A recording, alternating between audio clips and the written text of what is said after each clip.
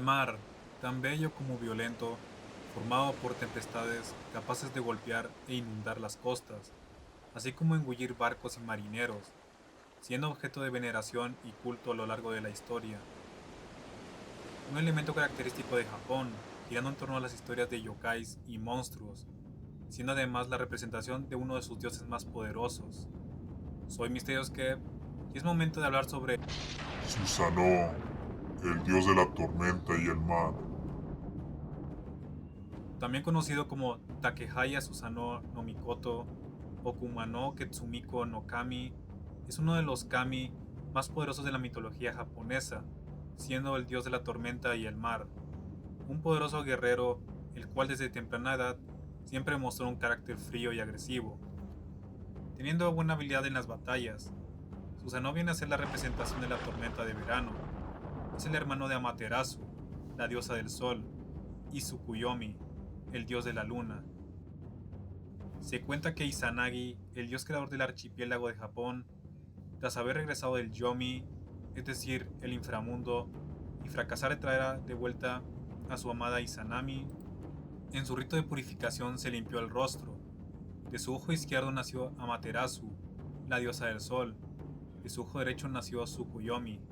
Y por último de su nariz apareció Susanoo, emergiendo un dios de carácter fuerte y violento, bastante feroz en las batallas, portando su poderosa espada llamada Totsuka no Tsurugi.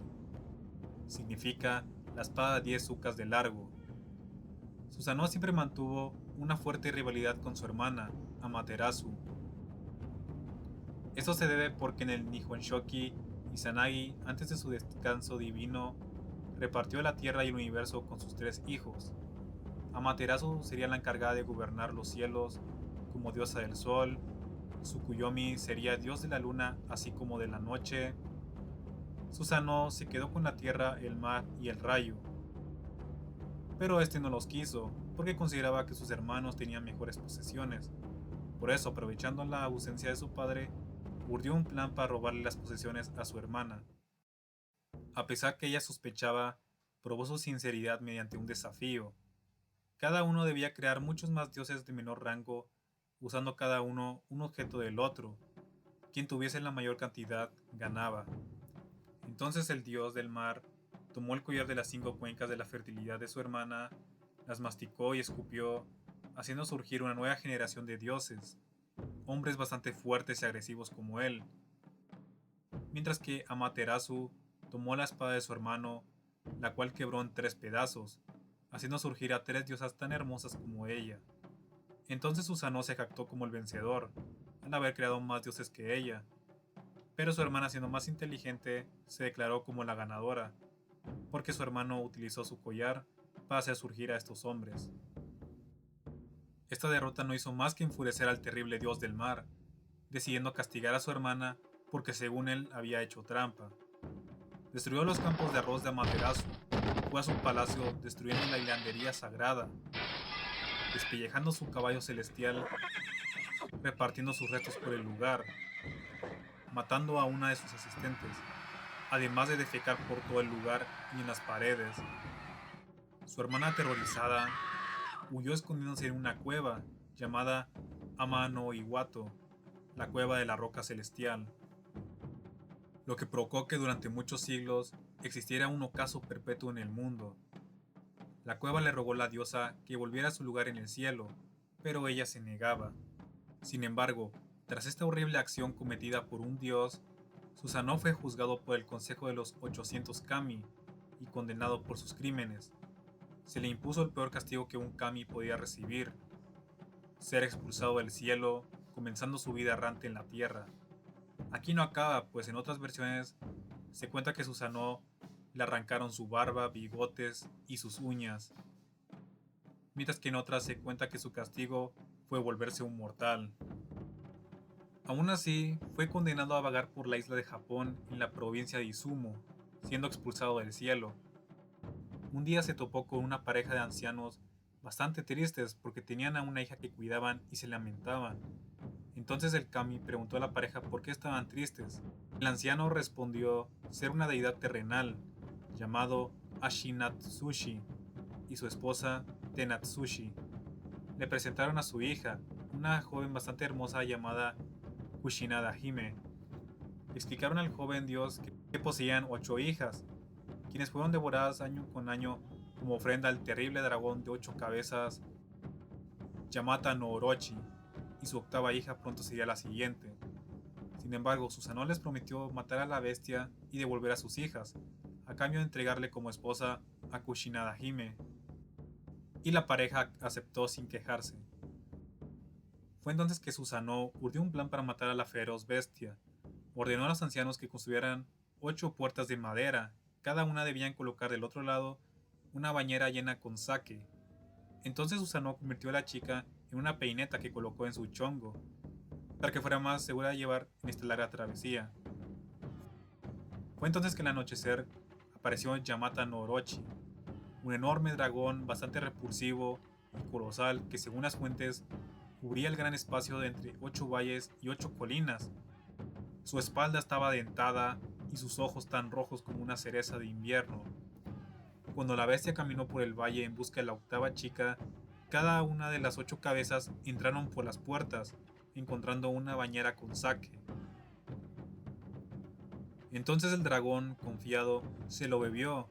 Cada cabeza se emborrachó, cayendo en un profundo sueño. Entonces Susanoo, con su espada, rebanó cada una de las cabezas del dragón, abriendo su estómago y rescatando a las hijas de la pareja.